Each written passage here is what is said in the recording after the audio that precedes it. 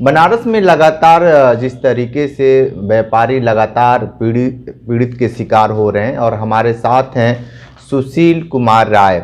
इनका सीधे तौर पे ये आरोप है कि ये किसी को दुकान दिए थे सिर्फ केयर टेकर के रूप में, लेकिन केयर टेकर की मन फिसला और उस दुकान को अपने नाम कराने के राह पे चल दिया। लेकिन जिस तरीके से जैसे ही इनको पता चला, आनन फानन में बहुत सारी कानूनी विधिक कार्रवाई की और उसको लेकर काफ़ी ये सरकार से भी और यहाँ के जो प्रशासन से उससे भी जद्दोजहद कर रहे हैं कि इनकी दुकान पे इनको कब्जा मिले। सीधे तौर पे पूरा प्रकरण इनसे ही जान लेते हैं कि किस तरीके से इनके साथ हुआ है। अपना नाम बता दीजिए। सुशील कुमार राय उर्फ भोला, मैं शास्त्री नगर सिगरा वाराणसी का निवासी हूँ। मेरे माताजी के नाम से नगर निगम द्वारा एक दुकान आवंटित की गई थी। चूँकि हमारे पास 2 दुकान थी तो हम एक दुकान बंद रहती थी, तो शिवशंकर चौरसिया जी को हमने केयर टेकर के रूप में आए हमारे पास, तो हमारे पिताजी ने उनको दे दिया। और चूँकि वो अपना गरीब परिवार से थे तो अपना दुकान पान की चलाते थे। इस दरमियान उन्होंने किसी को किराए पर दे करके फिर हमने उनसे बात की खाली करने के लिए, तो फिर उन्होंने कहा कि नहीं, हम नगर निगम में बिमला राय से हम उनसे लिखवा लिए हैं और नगर निगम में नाम चढ़ाने के लिए दे दिए हैं। फिर हम उनसे कागजात मांगते रहे तो उन्होंने हिला हवाली किया कि वकील साहब के यहाँ वहाँ है। फिर RTI से हमने नगर निगम को लिख करके मांगा, तो नगर निगम ने हमको पूरा कागजात उनका जो लगाए थे फर्जी कागजात वो हमें मिला, तब हमको सूचना मिली। फिर आनन फानन में हमने पुलिस प्रशासन की मदद दी। इस बीच उन्होंने कुछ लोगों को, अधिवक्ताओं को शामिल करके और उस पर फर्जी तरीके से अधिवक्ताओं का बोर्ड लगा करके उसको कब्जा करने की फिराक में थे। तो फिर हमने प्रशासन से शिकायत की और फिर इधर उधर भाग दौड़ किए। सिगरा थाना SO और CO साहब के यहाँ जा कर के मिले, कमिश्नर के यहाँ मिले। फिर कार्रवाई हुई, उसमें फिर उनका बोर्ड हटा। इसके बाद हमने फिर जहाँ थोड़ा कागजी कार्रवाई के लिए फिर उनको जांच के लिए दिया। तो फिर SO साहब ने फिर CO साहब से मिले। फिर इसके बाद शिवशंकर चौरसिया के खिलाफ FIR हुआ, जिसमें 419, 420, 1967 अरे मुकदमा विभिन्न धाराओं में उनके ऊपर मुकदमा किया गया। हम यही चाहते हैं प्रशासन से कि हमारी दुकान को कब्जा मुक्त करके हमको दिलाने की कृपा करें ताकि हमारा न्याय बना रहे। माताजी हैं कि नहीं आप? माताजी जिंदा हैं अभी। माताजी ने कोई एग्रीमेंट, कोई लिखा पढ़ी किसी को नहीं किया है। माताजी बुजुर्ग हैं, 75 साल की अवस्था है, चल फिरने में थोड़ा सा असमर्थ हैं। तो हम यही प्रशासन से चाहेंगे कि हमारा दुकान किसी तरह से हमारे माताजी का वापस हो। अच्छा, आज के परिवेश में इस तरीके से भोले भाले लोग बनते हैं शुरुआत दौर में कि चलिए हमारे काम करेंगे, लेकिन जिस तरीके से आप बता रहे हैं कि आपने दुकान दिया केयर टेकर के नाम पर और उस पर उनकी ही बुरी नज़र लग गई, तो इस तरीके के लोगों को क्या करना पड़ेगा?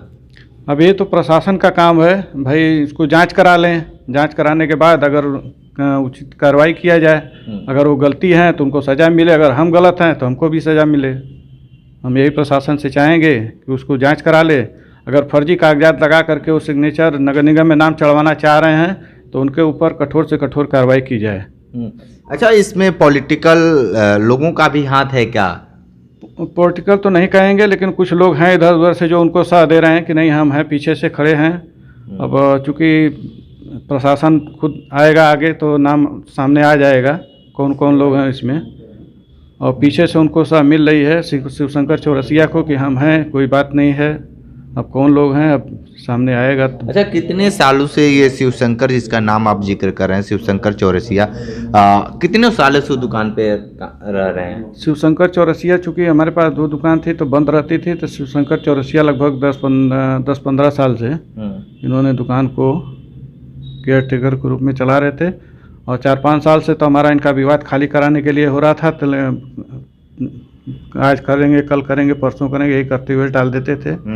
लेकिन जब हमें पता चला कि नहीं ये फर्जी कागजात बना के नगर निगम में नाम चढ़वाना चाह रहे हैं, तब हम फास्ट हुए, RTI से फिर कागज़ मंगवाए।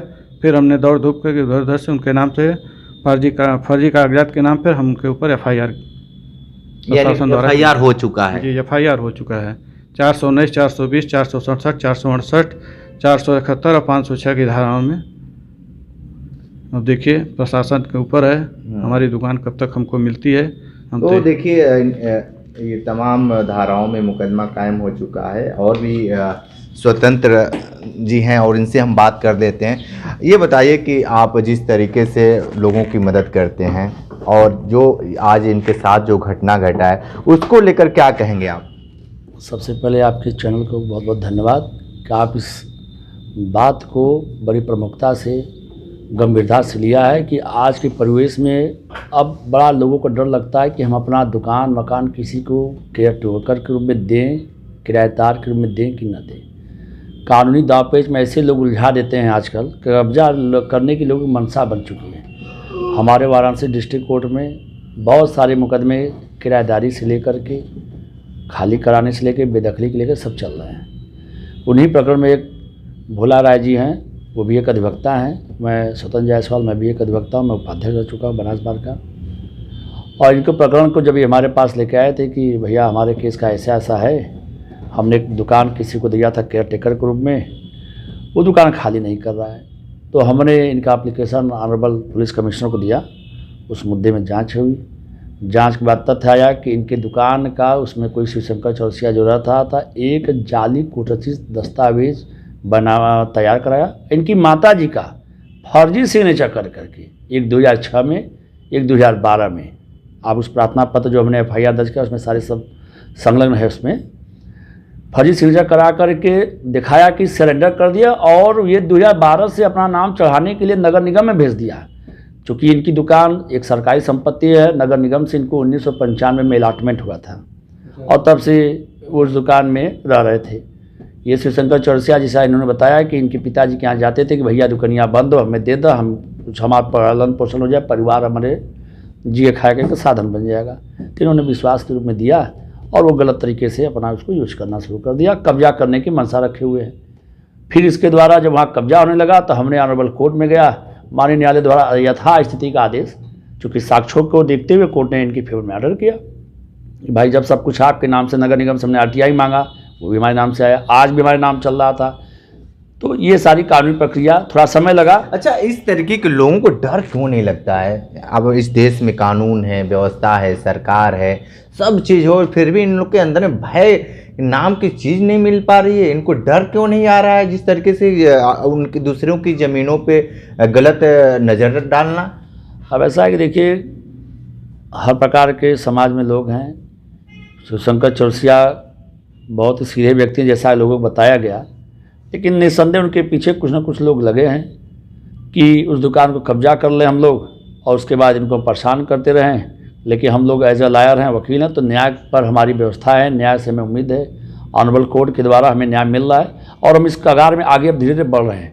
पहले हमको देखिए कोर्ट से स्टे मिला, अब हमने एक अभियोग पंजीकृत कराया 419 का, जिसमें गिरफ्तारी के सारी चार्जेस हैं और प्रशासन से भी निवेदन है इसमें जब चाहे वो गिरफ्तारी कर सकते हैं, क्योंकि 10 साल के ऊपर की इसमें सजा का प्रावधान है। तो गिरफ्तारी भी चाहेगी सरकार या पुलिस तो इसमें तत्काल कर सकती है। तो देखिए किस तरीके से लोग लगातार पीड़ित हैं और इनका जो दर्द है वो कोई सुनने वाला भी नहीं है।